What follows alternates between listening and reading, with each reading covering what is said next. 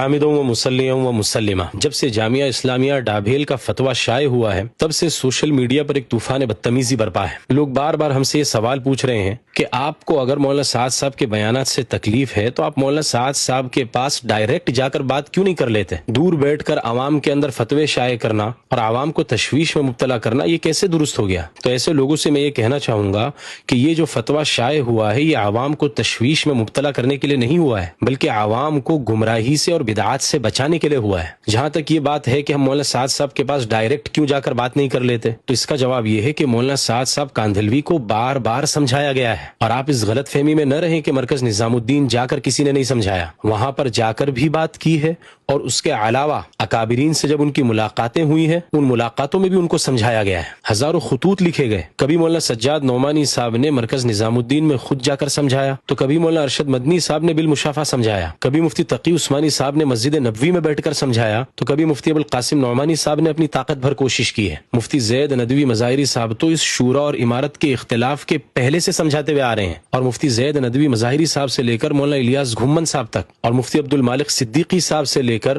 محبوب العلماء والصلحاء مفتی احمد خانپوری صاحب تک، کسی نے خطوط کا تانتا باندھا تو کسی نے فون پر بات کرنا مناسب سمجھا، کسی نے صراحتاً مولانا سعد صاحب کے خلاف فتاوی اور رسائل شائع کیے، تو کسی نے اشارتاً و کنایتاً اپنے بیانات میں مولانا سعد صاحب کو توجہ دلانے کی کوشش کی۔ الغرض ہر ممکن کوشش کرنے کے بعد بھی مولانا سعد صاحب نے ان اکابرین میں سے کسی ایک کی بھی مان کر نہ دی، بس اپنی ہی ضد اور ہٹ دھرمی کا عجیب نمونہ پیش کیا، اور نئی نئی بدعات پھیلانا، خود ساختہ دینی تشریحات کرنا، تفسیر بالرائے المذموم کرنا، آپ صلی اللہ علیہ وسلم کی حدیث میں قصداً جان بوجھ کر جھوٹ ملانا، عوام کے مجمع میں شذوذ پھیلانا، مرجوع اقوال کی تشہیر کرنا، مفتی بنے بغیر فتوے دینا، یہ سب مولانا سعد صاحب کا روزانہ کا معمول بنا رہا۔ اکابرین کے ٹوکنے کے باوجود کبھی موبائل پر قرآن پڑھنے کو ناجائز قرار دیا، کبھی پینٹ پہننے والے کو پنڈت بنا کر کافر کی طرح اللہ کا دشمن بنا دیا، پھر کبھی مسجد کی آبادی کی محنت نہ کرنے والوں کو کافروں کے ساتھ میں ملا دیا، اور اس پر ترا یہ کہ ان کے نظریے کے خلاف جن مفتیان کرام کے فتاوی ہیں ان مفتیان کرام کی گدیوں کے اوپر شیطان کو سوار کروا دیا